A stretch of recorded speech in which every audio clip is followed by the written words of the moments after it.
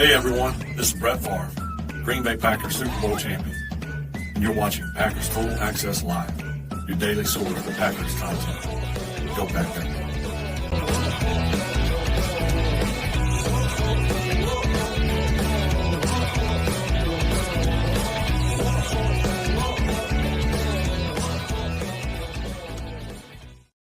What's up, guys? Welcome into Packers Total Access. My name is Clayton. You can check us out on packernet.com. Find me on Twitter at Packers_access. Joined alongside Tim in Green Bay. We got Jake in Wisconsin here to talk some Green Bay Packers this evening as the Combine Week has arrived. Is it arrived, arriven?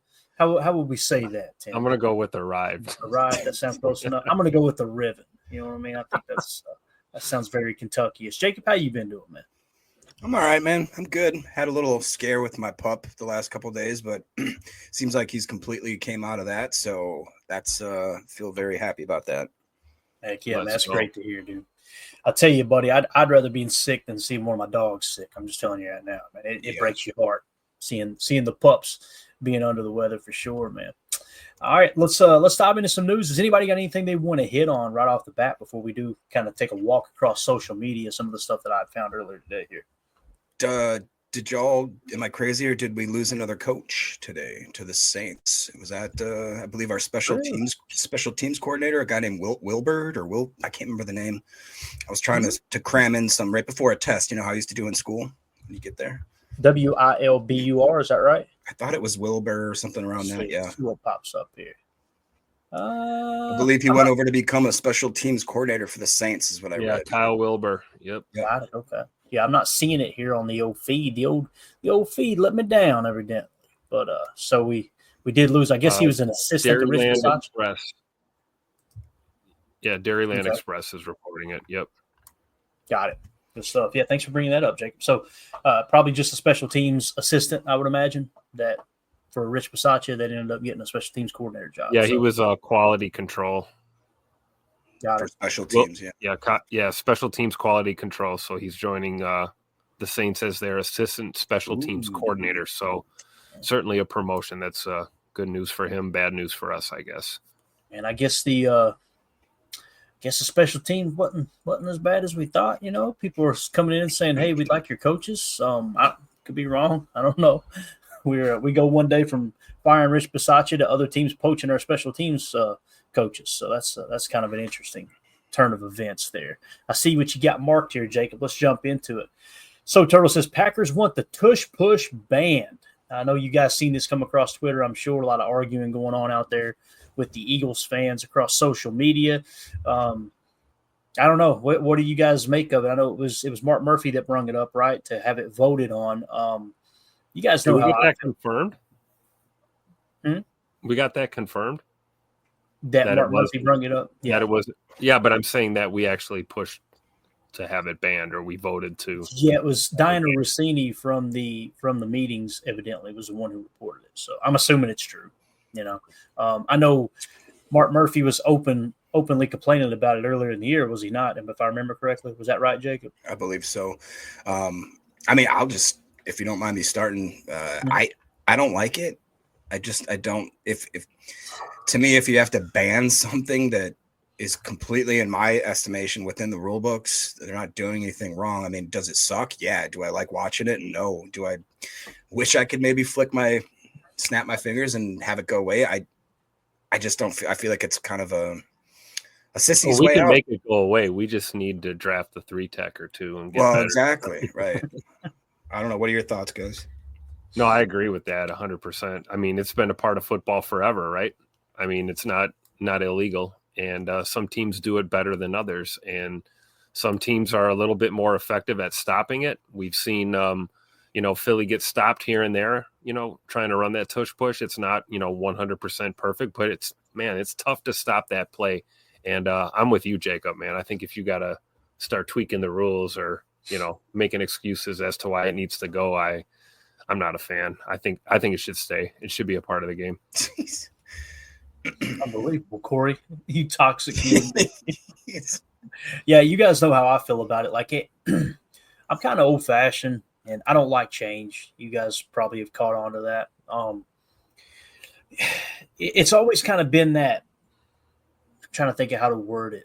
When you get a third down stop, it's like, hell yeah, we did our job, right?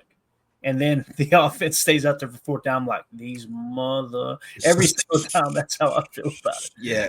So what about what Ron says and what Weed says as well? Since assisting runners used to be illegal, Weed says also this isn't part of football forever, though it was allowed only recently. How recently?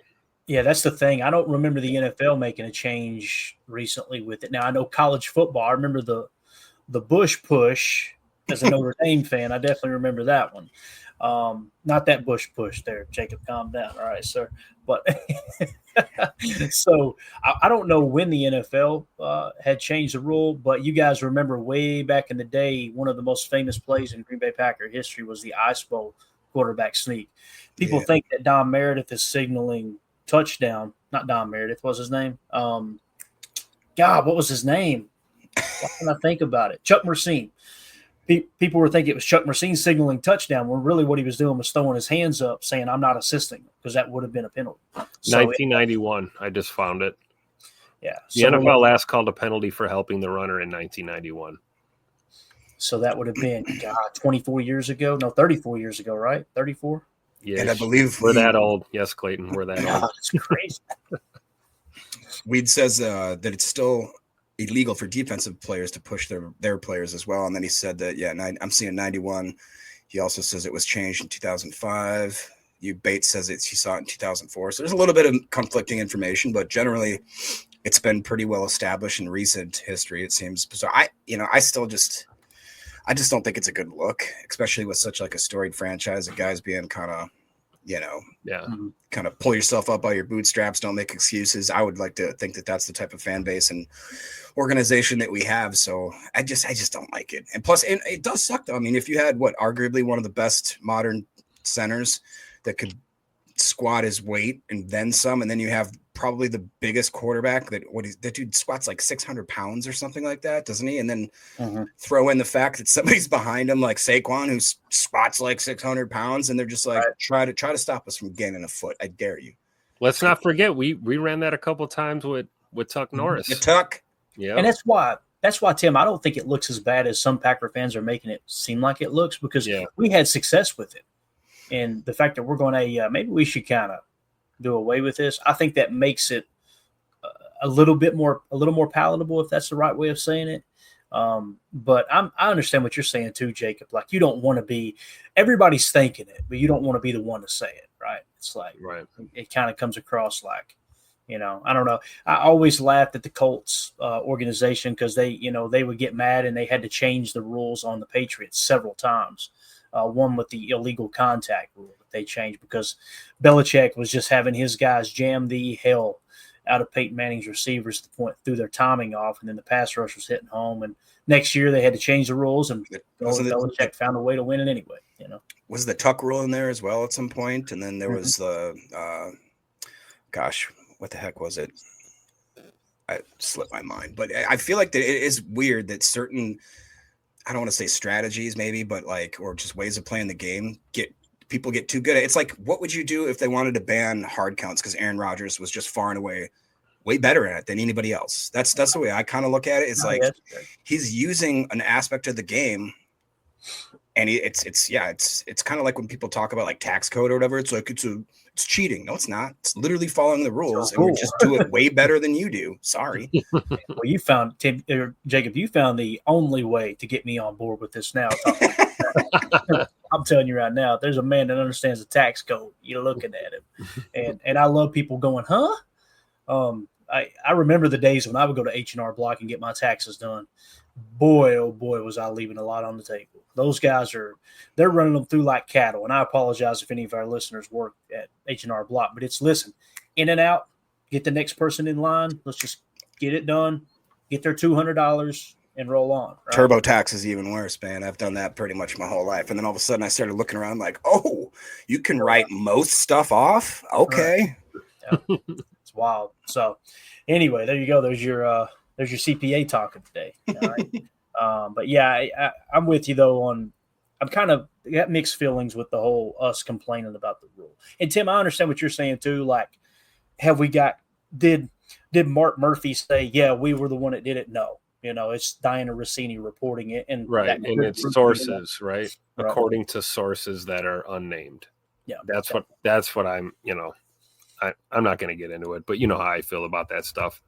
Absolutely. It's like we used to say, you got to love a false start on a player yet to be named, like we've seen called, and it's like we see a lot of reporting, and it's not just Diana Rossini. It's a lot of beat writers that, they like to list those sources, but never tell us who's saying it, Yeah, no doubt about it. And I also understand their point too, where that person said, don't mention my name, Yeah.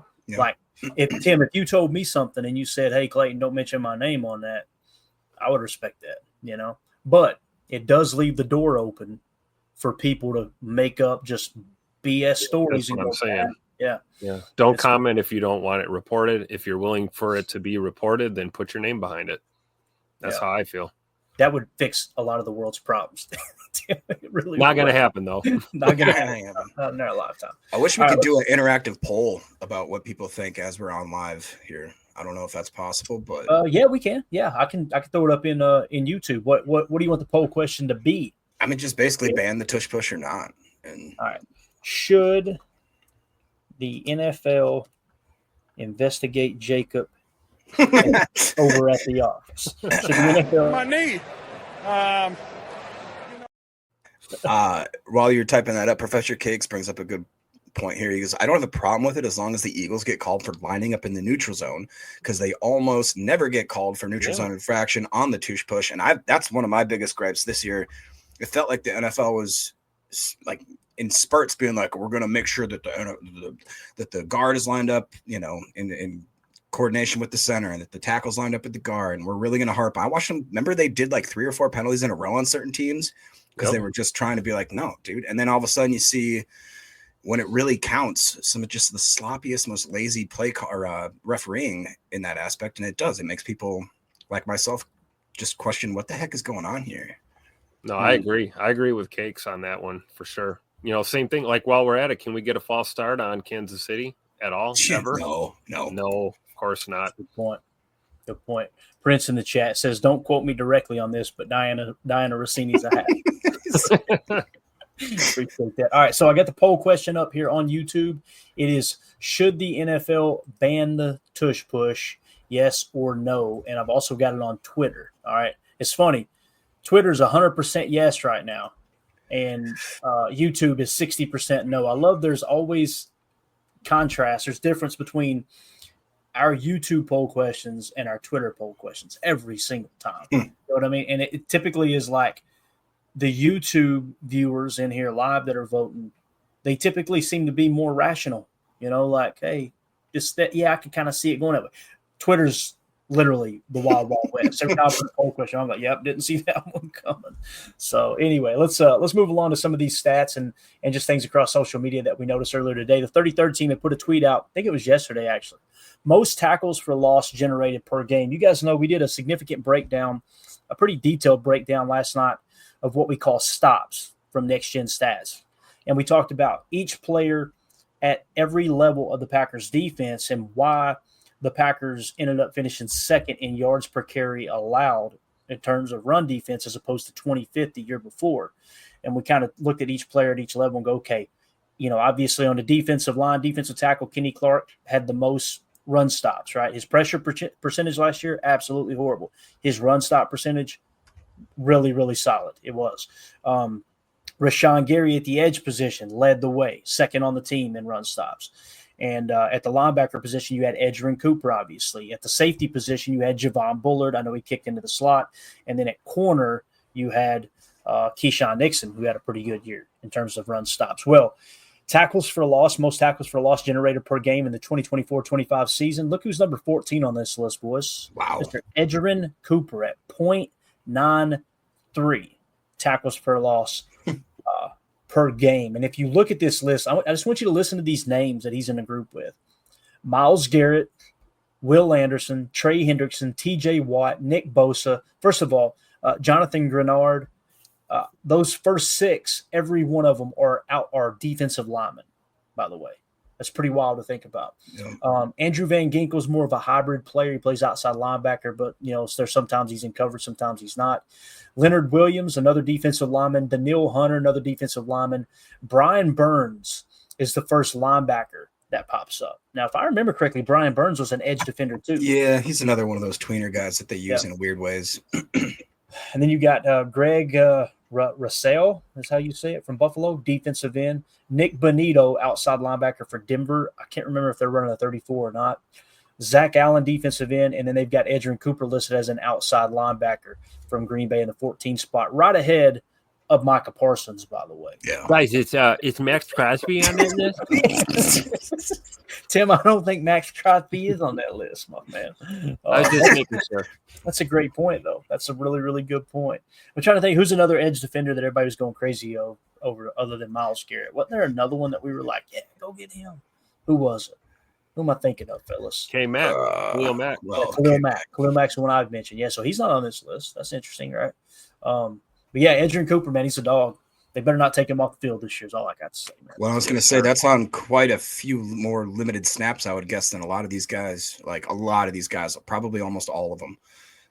And it's weird too. Like I just want us to get back. If you see here in pockets, like you got guys obviously with the Vikings, you got Grenard and Ginkel right next to each other. You go to Denver, Bonito and Allen right next to each other. I want us to find somebody else on this list to help with if it's Gary, if it's Van Ness, if it's Cox. You guys know that I'm all about it. I just want us to have consistent pressure because you can see, I mean, arguably those are some of the best defenses that performed. Yeah. Again, man, Edgerrin Cooper, he's a stud. He's an absolute stud. I think Rashawn Gary will take another step this year too. It just depends on how they approach the pass rush as well. I really, that's what it's going to come down to. If they continue to play the run over the pass like they did last year, you'll probably see his run stops stay about where they were and the pressure percentage stay there as well. Now, if they turn them loose next year and try to get after the quarterback and sacrifice the run a little bit, you might see his sacks go up and those run stops drop down. So, we'll see. Sorry, Boz in the chat. We can see you, buddy. He says, A-Fan microdoses Blue Chew. Guaranteed. Oh, my God. Let's move it along. It is terrible, Tim. I'm glad you said it and not me. All right. Next one here came from Pro Football Hall of Fame ambassador. He had tagged me in a tweet and said, Evan Williams, Packer safety, the rookie selected in the 4th round, posted a 72.1 coverage grade by PFF, 24th out of 170 qualifying safeties. Here's the guy. Go back, go. Green Bay, Packers, NFL. So, yeah, we just got through talking about Edgerrin Cooper. Here's another piece of that puzzle. And listen, Evan Williams missed a little bit of time with the injury. We talked about that over and over. It's exciting time for this defense, boys. We got McKinney for another 3 years minimum. We've got Evan Williams for another 3 years minimum, right? And then, of course, Edgerrin Cooper, same thing. Don't forget about. Oh, that's right. That's right. Little Ola Home Depot, also known as a meat missile himself, right? Yeah, so I'm letting it ride, man. We're talking about KT. Let's go. So anyway, Evan Williams, I think is going to be a stud too. And listen, he was not perfect, right? There's no doubt about that. But I thought he did some really, really nice things last year. I don't know anything you guys want to add to Evan Williams, and maybe how you foresee this defense kind of falling into place next few years.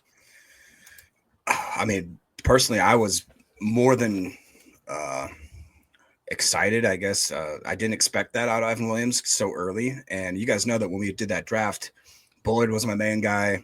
I liked Ola Home Depot. I thought was one of the most underrated late round brilliant picks I've ever seen. I didn't have a lot of hope for Evan Williams. I just didn't. Even though when I watched his film, I remember we did talk about, we're like, man, he's sneaky at doing certain things well. But I remember I think it was me and Clayton, and I think probably Tim was on the episode, obviously, and we were watching certain highlights, and we said, maybe he just doesn't look like he's not a coverage guy. He's more of like a blow him up, maybe a run stopper, almost like a tweener linebacker. But I was more impressed with, obviously, that coverage grade is pretty good. So I'm blown away by that. You match him, Bullard, Cooper. I think that was a pretty good draft stock if you're trying to make this defense explode in the next 2 or 3 years. I really hope to see that second year absolute extension for them going into the next year. Oh yeah, for sure. I think, obviously Edgerrin Cooper probably had the best season out of the rookies, right? And then I think you'd have to say Evan Williams and then Javon Bullard. Absolutely.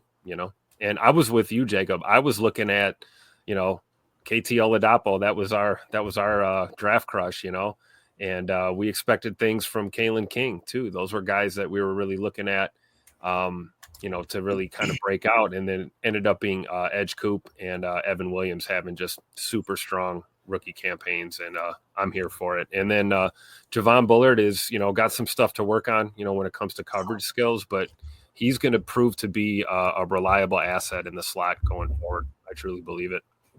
Yeah.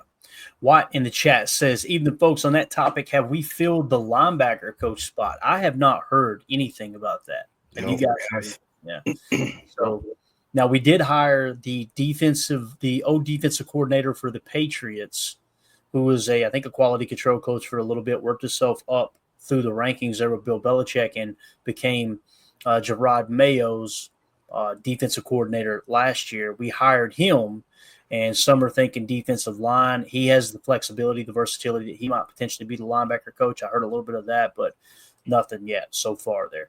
Nate Dizzle says, our defense is so close to being elite. The next step is somehow getting pressure with 4. Feels like we need both D-tackle and edge, but I don't know. Yeah, and that's the thing. Like, Nate, and a corner or two, we'll take one of those.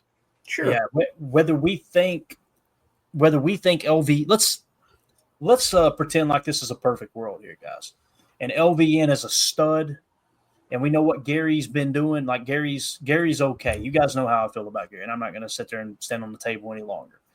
Let's pretend they're both studs. You could still go get an edge. They're that important because all it takes is one knee injury. Yeah. And, look at what happened with the Lions. And what did they do? They went and got Zadarius Smith. And lo and behold, that propelled them pretty deep into the playoffs there, right? So you can't have too many edge defenders. You can't have too many 3-techs because, like we always say, everybody thinks they got a 3-tech and very few teams have a true 3-tech. So, I'm with you, man. You get pressure with 4. Now you cook them with Crisco. Now you get – and I'm not as down on the DBs as most people are, the corners. I think there's holes to fill because if Jair isn't here, there's going to be voids there, right? But when you looked at our EPA, matter of fact, I think we got it right here on our coverage graphic, if I can find it real quick.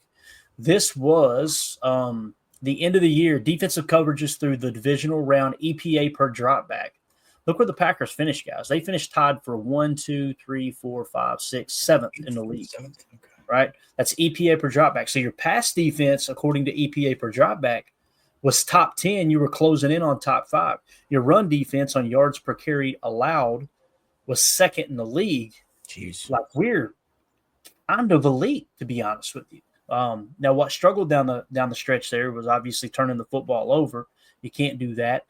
We know Jordan was dealing with 3 different injuries at one time between the MCL, the groin, and then of course the elbow where he had the numbness in the hand and trying to get back from that. You got a good running game. To me, it's all about trenches, 3-tech and offensive line, man. That and like Tim said, you got to go nab a few corners because right now on your roster, you're going to be shorthanded, especially if Jai is no longer on the team. So I still haven't heard anything else about Jair. Now, I want to say, are we hearing from Goody tomorrow? Or wasn't that supposed to be today, guys, that Goody was supposed to do a presser? Or did I imagine that? I don't know for sure. I didn't see anything definitive on that. Okay. Yeah. So we'll keep our ear to the streets on that one for sure. But can you quick pull that chart back up that we just had on there? Because if you guys remember back to where we talked about the tackles for loss per game, I mean, like, look at that's kind of what you're seeing right there with your Eagles, your Chiefs, your Commanders, Broncos, Vikings, Texans, Packers, Lions are right there. Having those shutdown edge corners or like those guys on that front 4, like you just mentioned, that just makes a difference, man. It really does. It does, man. It makes a huge difference. And again, it was so obvious. We talked about it all year long that it really, really did seem like what Hafley was doing was sacrificing the pass rush to stop the run and kind of keep everything in front of them, top defense. So All right. Michael Redden says Goody tomorrow morning, I apparently. thought I had read that somewhere. So, yeah, that's good news. So maybe he'll have an update. He'll probably say a whole lot of nothing, and rightfully so. You know, you don't want to give away too much information or paint yourself into a corner. That's for darn sure. But, yeah, we'll see what Goody has to say tomorrow morning. Josh Martin in the chat, what are your thoughts on Shedeur and Carter skipping the combine workouts? To me, it's a red flag. I wouldn't call it a red flag, Josh. That's just me personally. I'm a little bit different in that regard, though. I think these are players that know they can screw this whole process up for themselves. If I was a player coming out and I was projected to be top 5, top 10, I would say, you got the tape. Go watch the tape. You've seen what I can do on the football field. I'm not going to go out here and risk stumbling or tripping and hurting the team. I'm not going to, so quit asking. Costing myself 15 spots in the draft or however much, or God forbid, go out there and tear an ACL while you're doing drills, you know. My knee. It would be a red flag for me. You know what I mean? Like, yeah, I'll work out for you guys. If I go out there and get hurt, will you still draft me top 5? Guaranteed? Here, put it on contract for me. Oh, you won't. Okay. Or let's say a guy like Shedeur goes out there and throws a bunch of passes to dudes that he doesn't normally play with, and then he kind of looks a little shaky, and then all of a sudden people are starting to question him. You know, right. You can hurt yourself more than you're going to help yourself, I think. Yeah, that's kind of the way I see it too. And again, I understand the people that hey, you know, they should want to compete. I think there's a certain aspect of that too, Josh. I really do, man. So, yep. You know, the red flag thing, I get it. I understand why people feel like that. It's just me personally. I try to put myself in other people's shoes. You know what I mean? Like if I go to critique someone, I try to step back and go, okay, if I was in their shoes, how would I approach this? I get it. I understand. You know, understand why they would sit out. And he is going to do the interviewing too, which is a huge, huge part. There are a lot of GMs that say we don't even really care about the testing that much with these top prospects. It's more about we want to kind of get in their head a little bit and see what they represent, see what they're all about. Are they all ball? Are they all themselves? You know, do they have that photographical memory, right? That's the big thing that they love seeing, especially in quarterbacks, is them being able to go back and recite, okay, yeah, we ran this play. Like they'll literally ask them, Tim. They'll ask them, hey, you know, like Shedeur, they may go to him, and I'll just throw any team out there. You know, I'll just say Colorado State. You guys were playing Colorado State in week 7. It was late in the third quarter. You guys got in a third and 12 situation. You were up by 6 points. What was the play call there? And they'll ask them those questions, understanding that they may not know the play call. But boy, if a quarterback goes, yeah, I remember that. We ran Trey right. Yeah. We ran a little slip screen to the left. I did have a little RPO action to the right, but it didn't develop fast enough. I just stuffed it in the screen. Big green check mark. Bingo. Yep. That dude gets it. So those type of things are absolutely huge in these interviewing processes. So Turtles, Zach Bond, Quay, and Cooper soon. There you go. How would you guys feel about that? How would y'all feel about having Zach Bond on this roster? I would love it. I just go Bucky. Let's go. I don't know, man. I don't know. I don't think Philly's going to let him go. I mean, they can't keep all of them, man. They can't keep doing this, man. They can't keep getting away with this. They do. That defense is loaded, man. When it comes to Zach Bond, obviously this year he had a 90.1 PFF grade, right? But here's the thing that makes me a little hesitant. If we remove this year alone, right, and I said, all right, you guys put a price tag on this player, this nameless, faceless player, okay? Here are his PFF grades. You ready? 65, 44, 50, and 71. How much you paying for him? I'm sorry. Did you say 65? Don't do I tell you what. I think we did. 65%. 65%. That's what we. Seriously, how much would you pay for that guy? Not that much. Exactly. And then now let me throw a little extra in there. Oh, by the way, in 2020 he played 102 snaps. In 2021 he played 194 snaps. In 2022 he played 85 snaps. Wow. In 2023 he played 303 snaps. And then last year he played 1,204 snaps. Now you could look at that and go, so the year that they gave him significant snaps, he jumped to a 90.1. Touche. Good point, right? Mm-hmm. But I don't know, man. I could. What if he returns back to that 50 and you just paid, you know what I'm saying, a significant amount of money? Professor Cakes, that's the only thing that actually somebody else that said it wasn't. Who was it that said So Turtles? That's the only thing that makes me nervous there, man.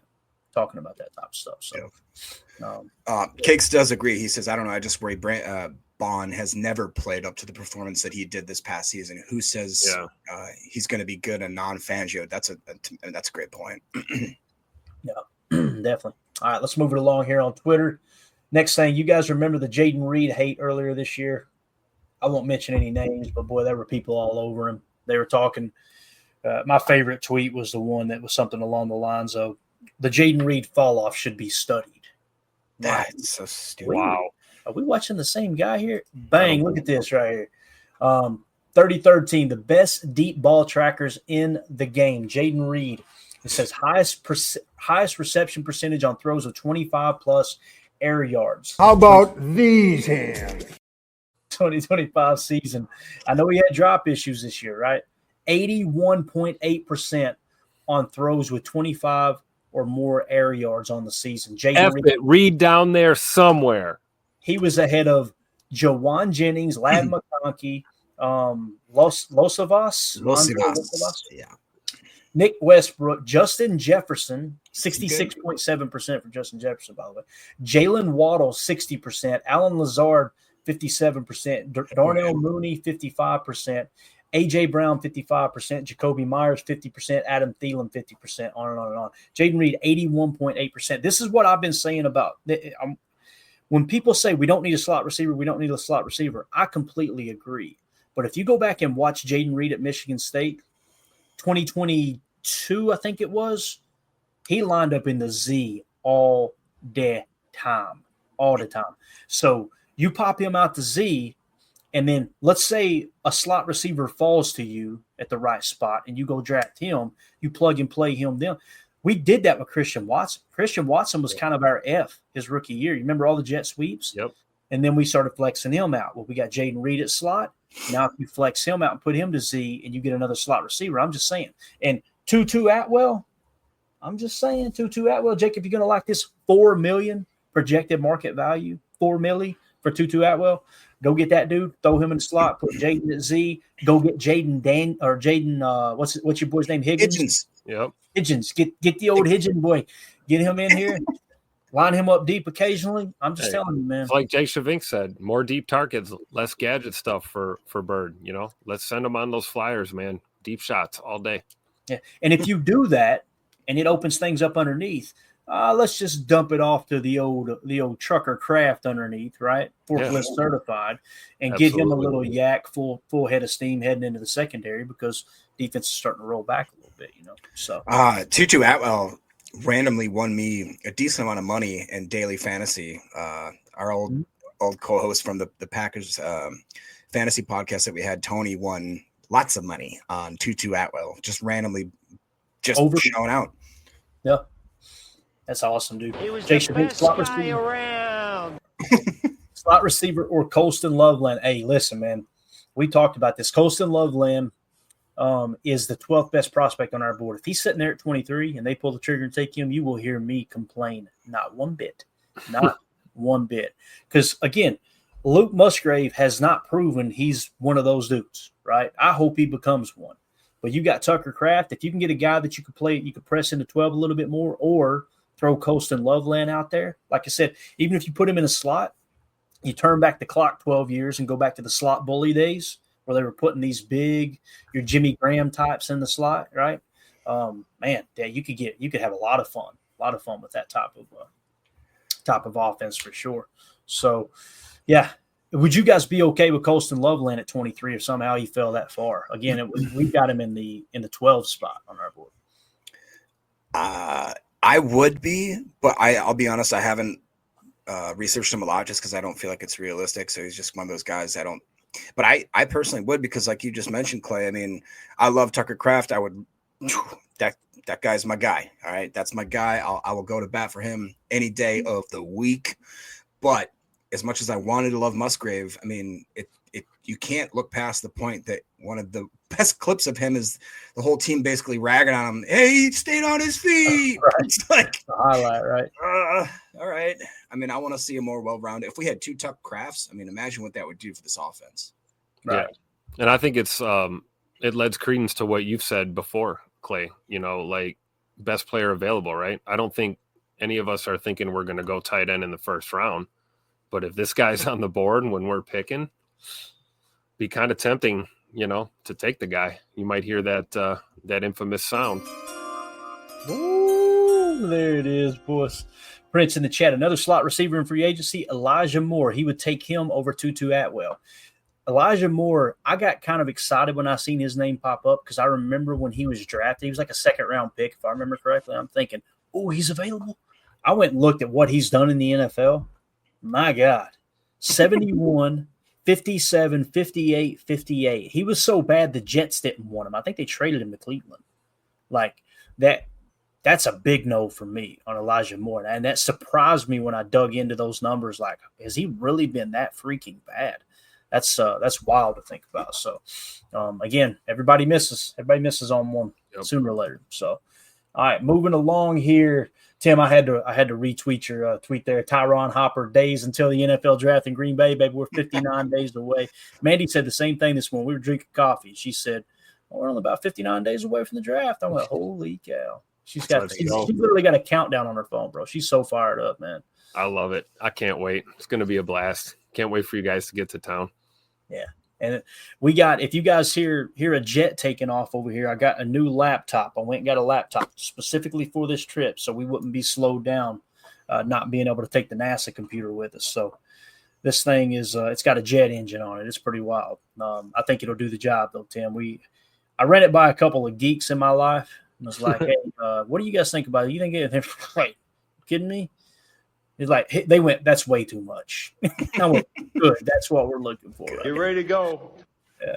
If it stutters, it's going to be because we don't have good internet service over there in the great city of Green Bay. So, Tim knows it. Tim, I need you to scope out the Airbnb neighborhood, and we'll figure out somebody to steal internet off of. We run it. We'll make it work. I'll get on the horn. We'll call Elon. We'll get Starlink. We'll make it happen. Starlink, and I think Elon's busy right now. Actually. All right, here's something else that came down the pike here from Carter, and it was kind of mentioned earlier here in the chat. I said possibly a top 5 shakeup, but I don't think this is like crazy breaking news. Let's read it, and I want to get your all's opinion on it. Okay? So Adam Schefter tweeted out, Penn State defensive end and potential number 1 pick Abdul Carter will not work out at the combine because he's not fully recovered from the shoulder injury he suffered versus Boise State, according to his agents Drew Rosenhaus and Robert Bailey. Carter played through the injury versus Notre Dame. Sounds like a damn excuse to a loss for me. I'm just saying. Through the injury versus Notre Dame in the semifinal playoff game, but only recently was cleared to resume training. Quote, we fully expect Abdul to be recovered in time to work out at his pro day at Penn State, and he will perform at a very high level, Rosenhaus said. Carter will partake in the physical exams and interviews with teams at the combine. Rosenhaus said he also is sending a letter today to all NFL teams from Dr. Dan Cooper, Dr. Dan, stating that Carter, I wonder if he prescribed AFAM's Blue Chews or not. Stating that Carter has just now been cleared to resume training and will be cleared for his March 28th pro day. Cooper examined Carter's shoulder in Dallas earlier this month. So if he makes it to the pro day, fine. I don't think this is nothing. But if we look up at the pro day, and all of a sudden he's still a little bit limited. I mean, you guys, you're taking a top 5 pick. He's worthy of it. Don't get me wrong. But when you look up and go, all right, we're dealing with a shoulder injury, I could see how that could be a legit problem. What do you guys think? You think this would cost him some draft spots, or you think he'll be fine, still be a top 5 pick? Did somebody order a nothing burger? With extra nothing? Extra well done, yeah. I don't think it's going to affect – if he really is the type of player that a lot of people, a lot of coaches, a lot of GMs project him being, I mean, that wouldn't ruin me. That wouldn't ruin me. Tim, you said this is a big deal. Is that right? No, I said extra nothing on that nothing burger with a side of nothing. Got it. Yep. All right. So, I think Abdul Carter is going to be just fine unless he has a huge setback before the pro day. I think he's going to be one of those dudes that's in the top 5. Maybe like Adam Schefter said, maybe even the number 1 pick. Some more news. Can I drop a quick comment just because I don't know where else we'd fit it in? Number 1 Packer fan says, yo, Tim, my dad shipped me a case of brats from Usingers a week ago after a beer bath and some peppers and onions. I enjoyed some nice SC Sunday with a couple daddy's sodas. What is Usingers? Is that something I need to check out? That is a Milwaukee staple right there. You got to get your Usingers bratwursts, the best. Give them a beer bath and a beer baste while you're grilling them up.